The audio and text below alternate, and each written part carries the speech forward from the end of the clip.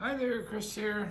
So I was watching Lady Locks Live yesterday, and Lock Chuck was working with Loose Shirt on how to pick. He wants to pick some DD locks, and I believe Loose Shirt had a Unity padlock, and Lock Chuck was kind of taking him through it. And he is a black belt picker, a Loose Shirt. He's an incredible picker, and he was expressing some frustration at not being able to, feel what was going on with these. And I'm pretty good with them now, but it literally took me about 2.5 years to come up to be able to pick. Where is it?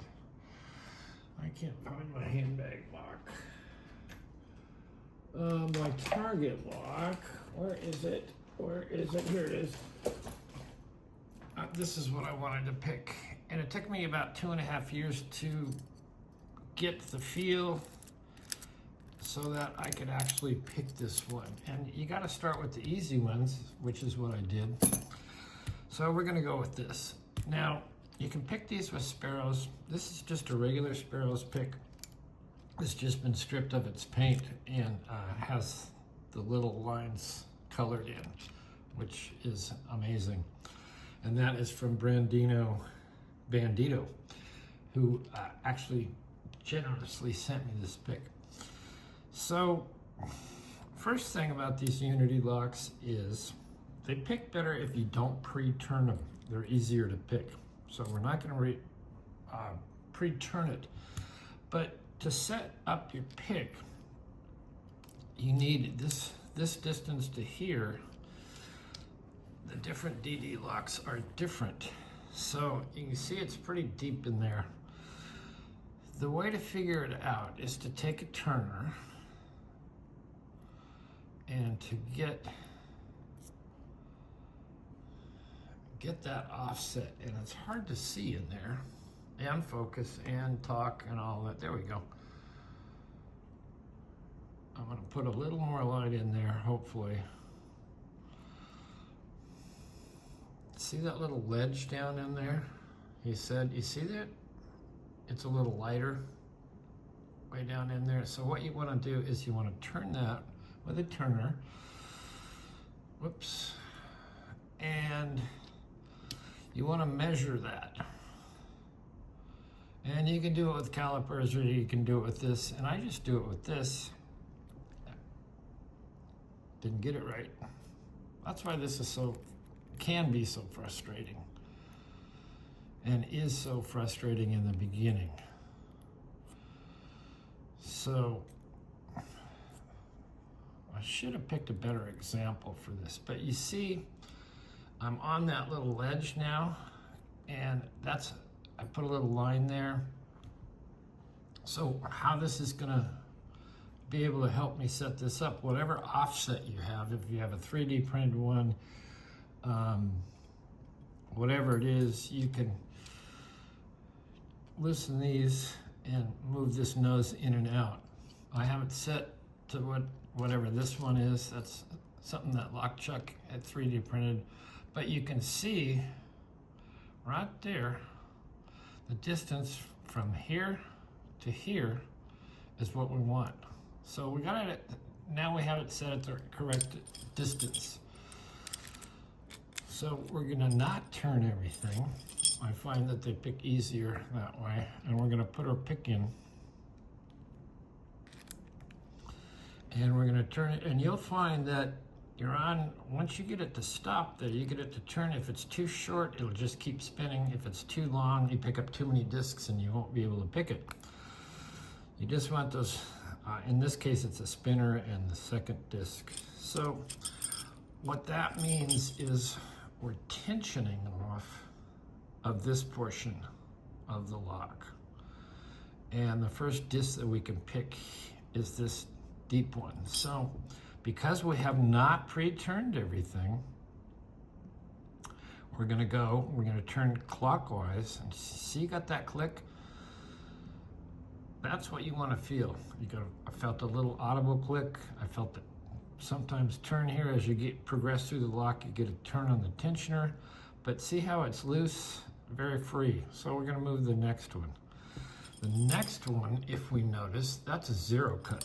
So we're going to have to take that all the way up to zero. So you want to grab it. Sometimes with these you got to release the tension a little bit, but when we get there, it should give me a little kick. Hello, Slink. And we're there, and to figure out if that's it, you can feel it tension again. We're going to take it back. Sometimes feeling the slipping off and setting it feels like the same thing. The next two discs are a couple of low ones, so we're not going to have to turn them very far. See, I got that click, got that click. You can see that they're both in the same position. The next one is not so deep, pardon me. So we're going to turn it back. We should get a little click. It's not as deep as these others, remember, so we have to turn it farther. All right, that's good. And this is the last one, the tension one, because we're tensioning off the back part of the lock, not the front part. And it has to, it's a zero, so it has to go all the way up. So we're going to stay on it. And you see, I got it into the zero position, and we open. Now these Unities come in two different flavors. Some you can rear tension and you don't have to counter rotate. Some you have to counter rotate. And to find out if you need to counter rotate, you just stick your key in, and then once again get your light. Yes, Slinky, just a second. You get your little light so you can see.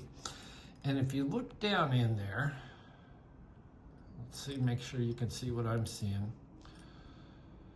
There is no gap between the key where it's all the way turned to there. There's no gap. And if you follow this line right down, no gap. It's equal on the top and the bottom. If there were a gap, that means you're going to have to counter rotate off a zero disc. So loose shirt, I hope that's helpful. Slinky, I put food there. Anyway, so that's how you pick these guys. You do them with the regular Sparrows, and you can make up this offset with 3D printed discs, or you can get the appropriate size washers and put those on there, whatever it is. And then you can fine tune this by figuring out how deep the first two discs are. See how we figure that out? Go from there, and that bottoms it out to there, and we're good to go. Hopefully that's helpful. Anyway, thanks for watching.